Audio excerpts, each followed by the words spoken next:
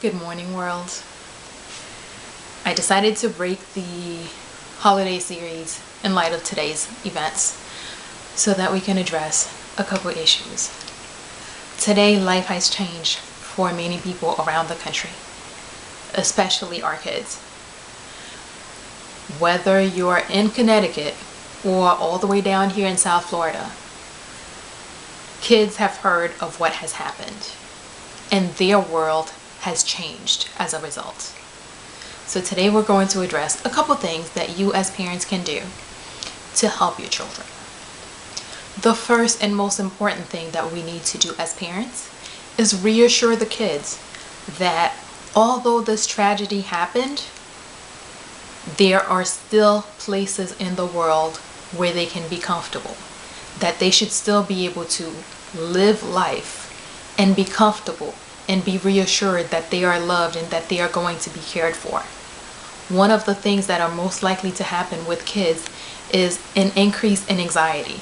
Separation anxiety, especially in younger kids, is to be expected. When you're leaving or when you're trying to take your kids to school or take them to church or anywhere that they're not going to be with the parents, kids are likely to be a little resistant. So we need to be aware of that and address it.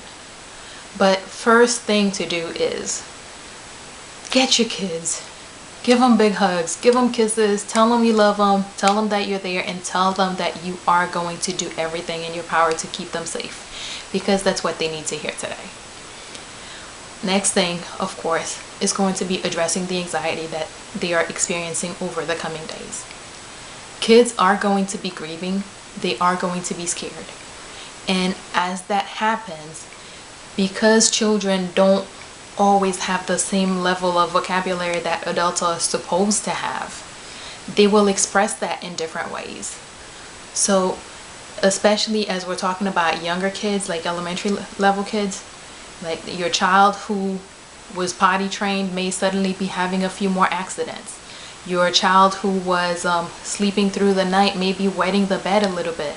So kind of be aware of those situations and address them with the kids. When you start seeing these signs, let the child know that you understand what's happening and that it's okay. And make sure that you are getting your kids as much help as possible. The first thing you do is talk to them. Don't be the pusher of the conversation, but be more of the listener and the comforter in the conversation, because you don't want to give your child more information than what they have. You just want to be there to explain the information that they have and to help them understand what they have heard. Even if you don't do news in your own home, because of the fact that your child interacts with other kids, there is a great possibility that they are aware of what's going on.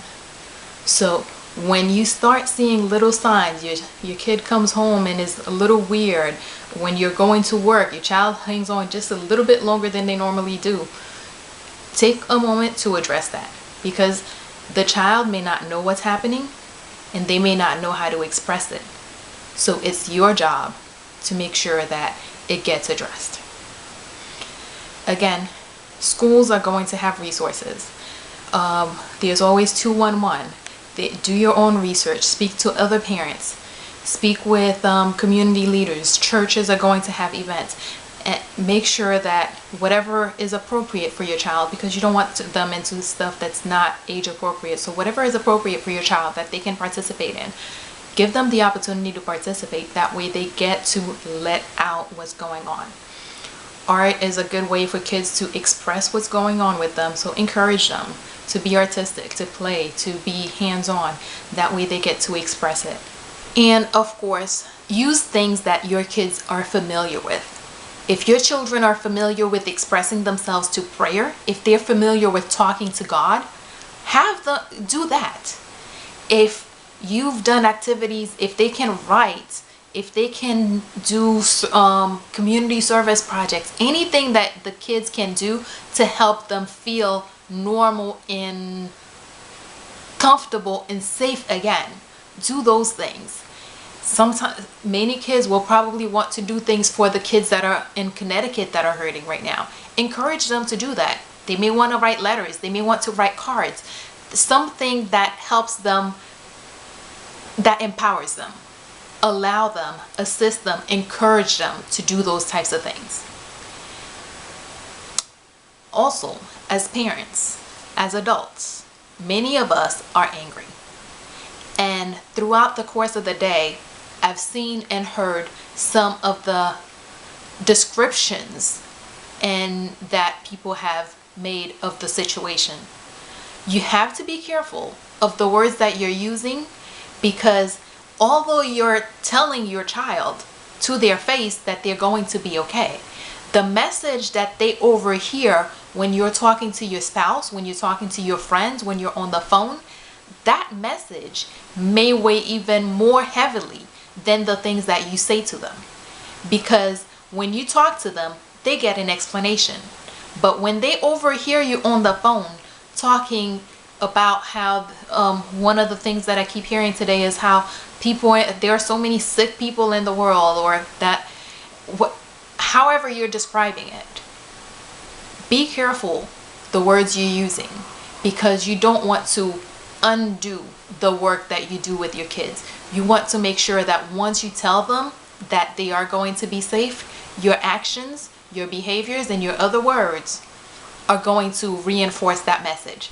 So you're angry, you're hurt. It's human. It's understandable. We just have to be careful as adults how we express that, so that our expression of our anger does not increase what's going on in the kids. So just kind of be wary of that. Schools, churches, community centers, everywhere, every organization that you could possibly think of right now is focused on helping kids get through the situation. Because it's not just the kids in that school that are affected. It's not just the kids in that community that are affected. Every child who has heard of what happened is probably going to be thinking in some way, could this happen in my school? Am I going to be safe in my school?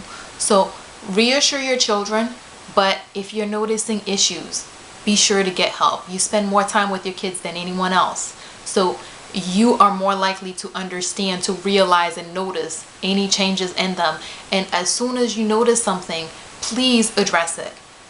Address it yourself. If it's more than you can handle, seek assistance. The school will have resources. There's your local 211, counselors at the church, wherever you got to go. Ask your child's pediatrician, ask other parents. Find the resources to help the children, because if you address the issue early enough, it helps your kids, because it reduces the time that they have to suffer with the issue. So please take time, take care of your kids, take care of yourself, and be very careful what message you're sending to them outside of the conversations that you have with them. That's about all we have for today.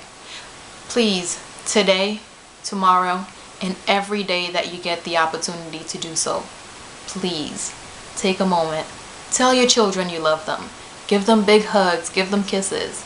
Let them know that you are happy that they are here, and that you're going to do everything in your power to make sure that they are safe in this world. All right. Good morning, world. Have a good day.